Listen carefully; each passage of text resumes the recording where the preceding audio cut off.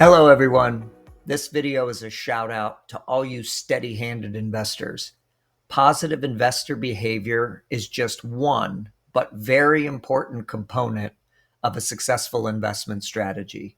We've written extensively about the potential negative impact poor investor behavior can have on returns.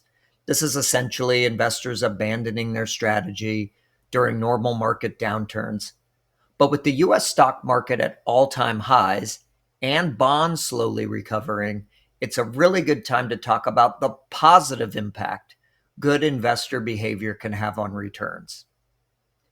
In this video, we'll explore how sticking to your investment plan through tough times, like the recent market downturns in October of 23, the banking crisis in March of 23, and even the COVID-19 market meltdown, has led to substantial returns.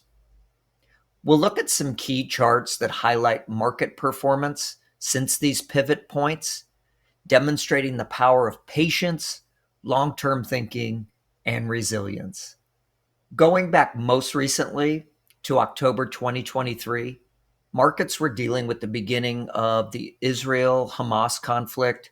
Interest rates were soaring, with the 10-year yield flirting with 5%. October was to be the third negative month in a row for US stocks, and expectations were for inflation to remain elevated given solid labor market readings. Since then, while the war sadly continues in the Middle East, the 10-year yield now hovers around 3.7%. The rate of inflation continues to moderate, down from 3.7 to 2.5%, and the Fed just cut rates by an unexpected 0.5% for the first time since their hiking campaign in early 2022. This chart highlights the return in various asset classes since the end of October 23. Since then, US large cap stocks, that's the S&P 500, are up 41%. A sample 60/40 diversified portfolio has grown by 27% over this period.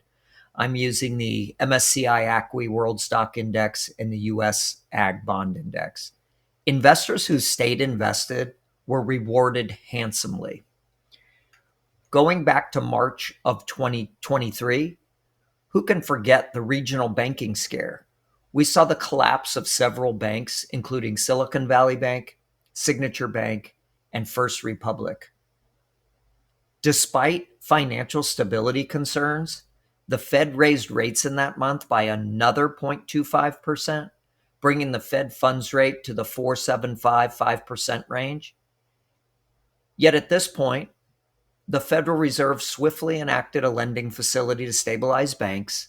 The unemployment rate was reported at a strong 3.6%, and the economy was estimated to grow by 2.5% year over year.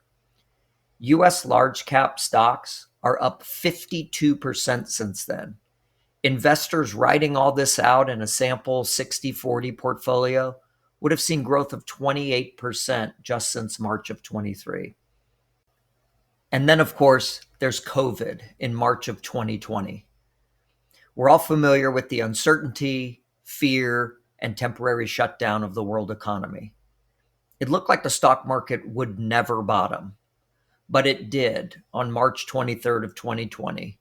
And since then, the S&P 500 is up 175%, while a sample diversified 60/40 portfolio is up a whopping 71%. All this stuff has happened in 4 short years. And 2022 was a bad year for US stocks and the worst year for bonds in history. Yet those that stuck with their strategy and took a long-term view were rewarded. Congrats on a job well done. There will no doubt be another crisis or growth scare or international conflict, and it won't necessarily be easy to get through either. But there's a strong historical precedent that shows this type of volatility in stocks is the price of admission in exchange for attractive long-term returns. One last thing on investor behavior. You'll notice that for each of the previous 3 charts I shared, the S&P 500 has been the clear winner over these periods. Conversely, bonds have been a hideous anchor on portfolios. It would be easy to extrapolate this performance into the future. Many investors are rightfully asking the question, why would I own anything other than the S&P 500? The answer is clear.